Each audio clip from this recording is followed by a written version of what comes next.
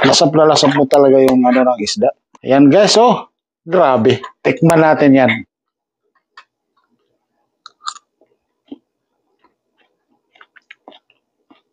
Super.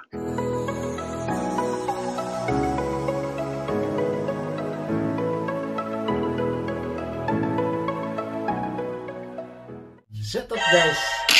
For today's video, magluluto naman tayo kasi malamig na sa labas. Hindi na tayo makaporma doon. Kaya dito na lang tayo sa loob ng bahay. Magluluto tayo. Actually, hindi ito luto, hilaw eh. I-prepare natin ngayon ay kinilaw. Kinilaw po ano.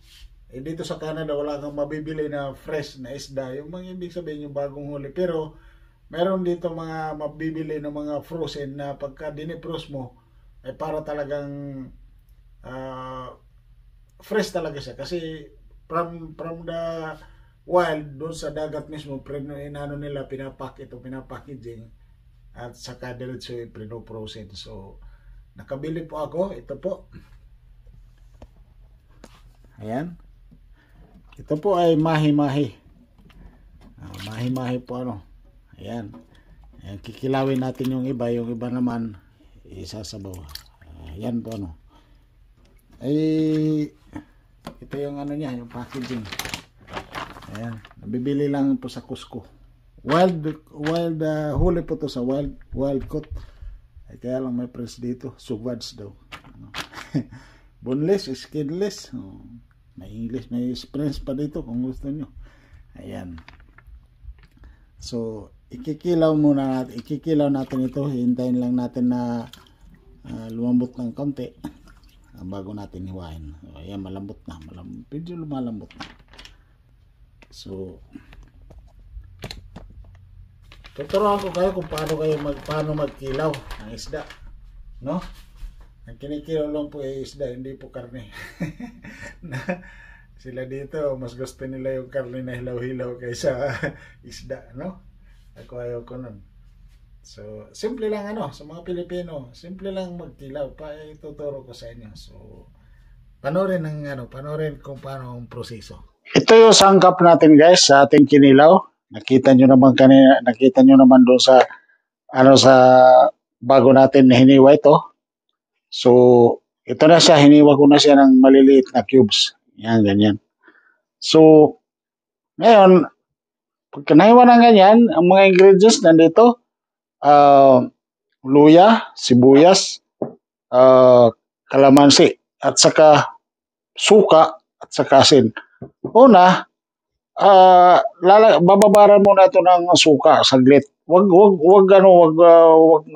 Wag tagalan kasi kumukunat yung isda pagka inano ng matagal. So saglit lang siya para lang yung lansa niya. Tapos asin,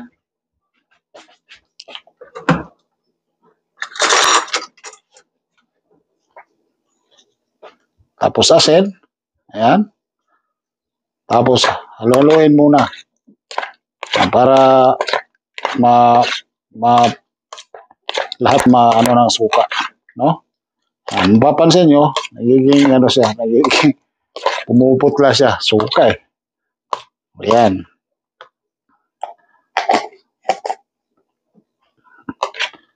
So hindi siya matagal. Pagkatapos ng i-drain siya. Ayan, ganyan. Saglit lang para lang yung niya, yung lansa at saka yung amoy, saka yung texture niya. Saglit lang So mga ganyan katagal, i-drain na yung suka. Kasi pagka matagal, kumukunat siya.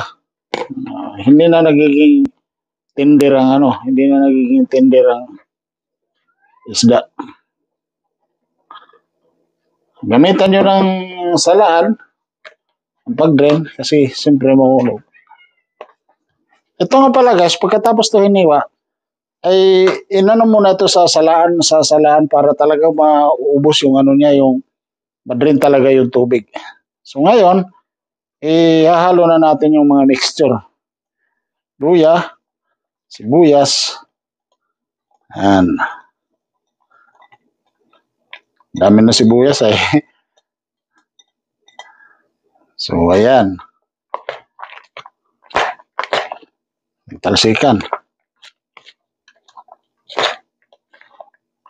Ayan, may kulang pa ito kasi meron kasi special na ingredients ito no. Wala dito, nasa Pilipinas. Kung tawagin ay sa amin ay dungon, no? Yun ang talagang nagpapano sa papasarap niya kasi yun ay mapakla yun. So ngayon, pigaan na siya ng kalamansi. Pigaan ng kalamansi. Yan, gamitan ng salaan para yung buto hindi masama. Kasi masama ano sa bibigang makanguya ka ng ano ng buto ng kalamansi. So yan. Pigaan. Buti nga nakakita ko ng kalamansi dito. Ewan ko kung bihira lang ako makakita ng kalamansi dito kaya naisipan ko na magkilaw. No? Bihira to eh. Iba kasi yung lemon lang nilalagay. Ibang lasa nun, hindi authentic. Minsan nga lemon lang ang ginamit ko pero yung mga nakatikim, yung mga kaibigan ko nakatikim, sabi nila, yung mga taga rito hindi sila Pilipino. Hanggang ngayon nagtatanong kung kailan ako ulit gagawa noon. Sabi ko, hindi yun basta-basta makagawa ng ganun. Kasi nung panahon na yun, galing lang kami kasi mag-fishing noon. So, ang huli namin ay fresh na makirel. Makirel kasi dito, ang tigas ng balat. Kaya kailangan balatan pa. Hindi kagaya sa atin na makirel, malambot lang. Kuan ba, makirel, ang tawag dito sa atin. Galunggong, no? Magmakirel yan eh. Pag, ang mga malalaking makirel, yun ay ang tangigi. Pero galunggong sa atin yun dito ay yun ang ginawa ang kinilaw namin, kinilaw ko. So sabi, nagtatanong hanggang ngayon na kailan na ulit ako gagawa ng ganon. Sabi ko mamaya pag nag-fishing ako ulit. Nag-fishing kasi kami guys, ang layo, 14 hours drive mula dito. Buong gabi. Umalis kami dito ng alas 4 ng hapon. Dumating kami doon ay alas 7 yata yun ng umaga, alas 8 ba? Ganon katagal pa punta doon. Buong gabi talaga ng ratsada sa daan.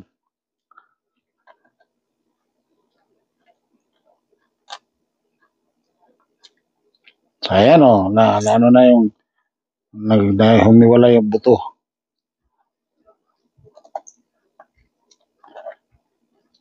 Ayan. Okay. Ayan na. So, ano na siya? No? Ayan.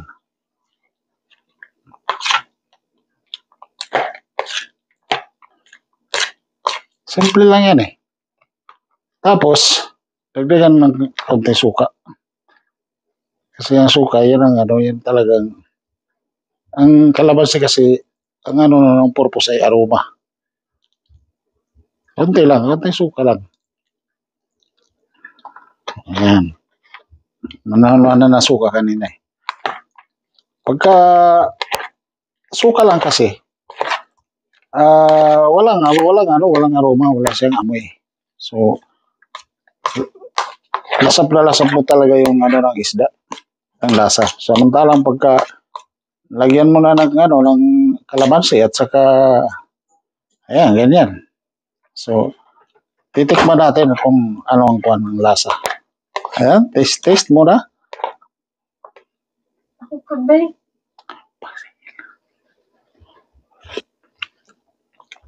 So, kailangan siya ng asinan. Kasi medyo matabang pa.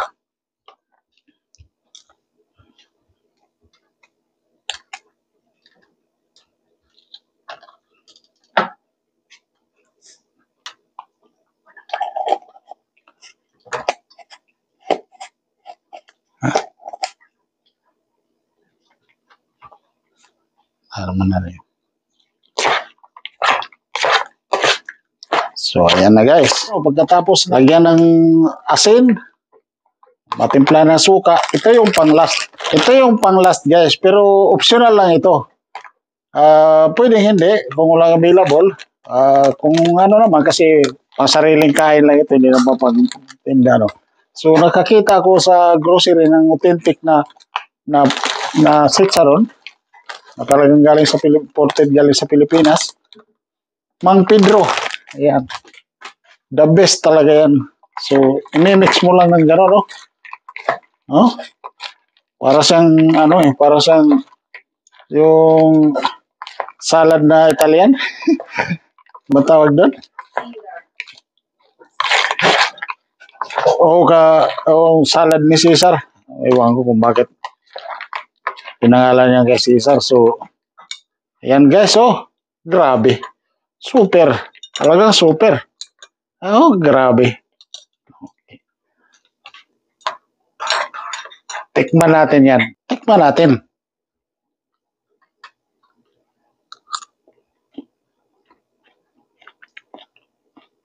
Super.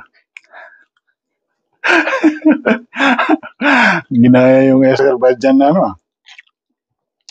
Napakasarap guys. Napakasarap talaga.